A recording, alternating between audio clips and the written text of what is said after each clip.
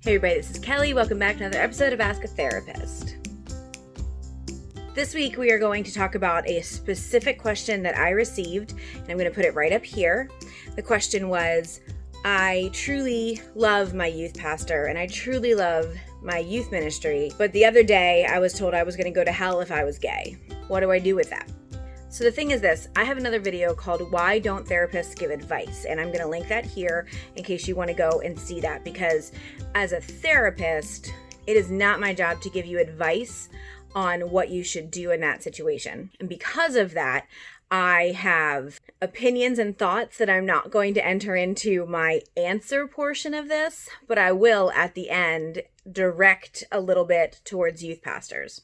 Okay, so the first part of this question is, I need you to know that your concerns are valid and that it probably hurts a lot to hear that kind of a message from somebody that you respect and from somebody who you have held in high regard for it seems like a while now.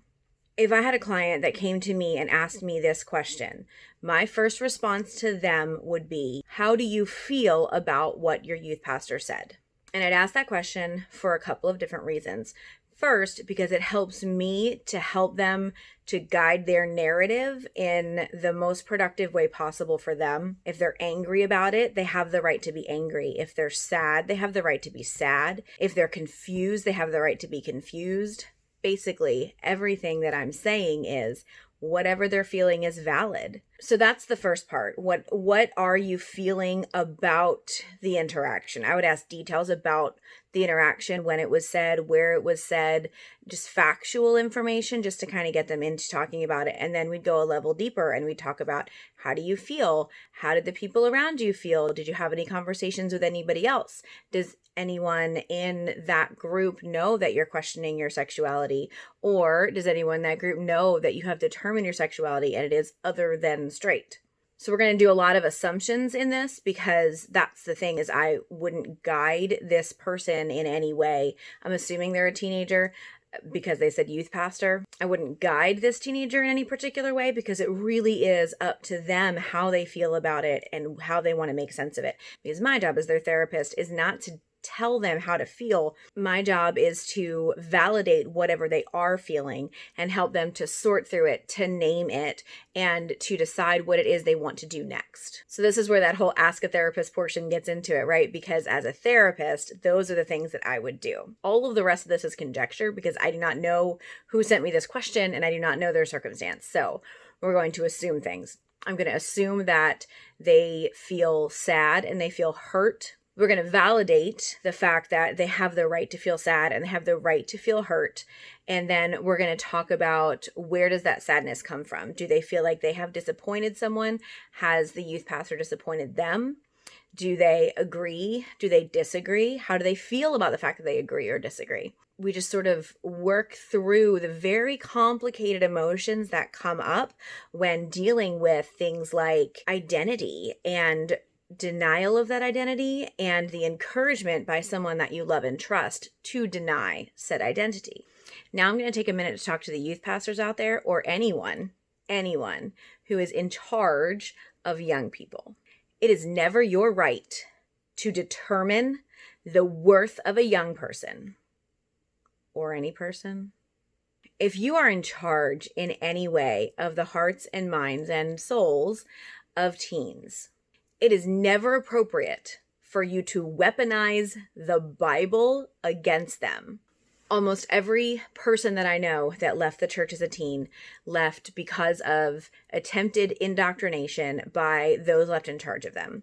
There is this bizarre thing that happens in youth ministry specifically, but in churches in general, where leadership feels that they have the ability and the right and the call even to determine how other people feel. And when that doesn't work out real well, in my experience, those who really want power don't handle that well. Going back to this question, that may be part of the conversation I have with this teenager too. If they decide they want to say something to the youth pastor, we would start some role play conversations. And how do you feel like this person is going to respond to you when you say the things that you want to say? And if they respond negatively, how will you react? And if they respond positively, how will you react? We only have control over what we do, and that's good, because then we can't be responsible for other people's actions either. Not as a therapist. When I worked with young people in my other profession, one of the hardest things for me was to be in some of these, Facebook groups where people are just tearing each other apart because theologically they don't agree. And I've never understood that as adults. I definitely don't understand that when it comes to molding the minds and hearts of young people. The denial of their identity, whatever that is, in order to make them what you think God wants them to be, is, it's self-centered at best, and it's manipulative and dangerous more often than not. If you want to put this under the umbrella of it's a sin and everyone has sinned, well, then you have to follow through completely across the board, equally on every sin. But the issue is bigger than that. The issue is not whether or not you think this is a sin. The issue is, are you self-aware enough to understand how what you say impacts those you say it to? When you use a phrase like, hate the sin and love the sinner, when you are speaking to someone who knows that that part of them is part of them, you can't divide it out from them or separate it from them, then you are still telling them there is inherently a part of them that you do not find acceptable as a human being. Is that the message you want to give? Are you proud of that statement? Is that who you want to be? Back to this student. My heart breaks when I get questions like this, and I get them more than I share.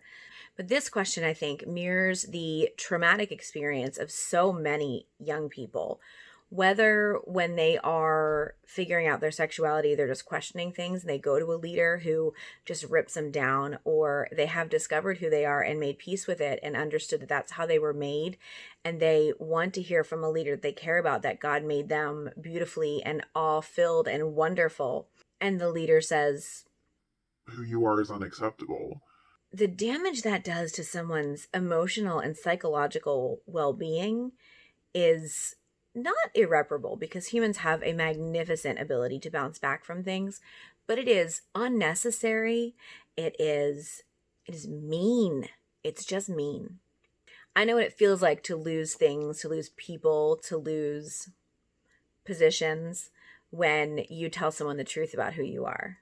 I also know what it feels like to have someone assume the truth about who you are and lose things because of that.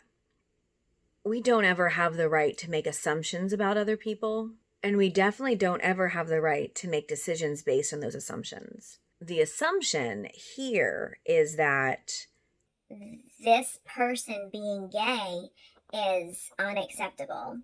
So again, back to that teen, I would hope that after our conversations, and it would need to take place over a number of sessions, I think, to really start to get at that hurt or betrayal or sadness or whatever it is that they're feeling.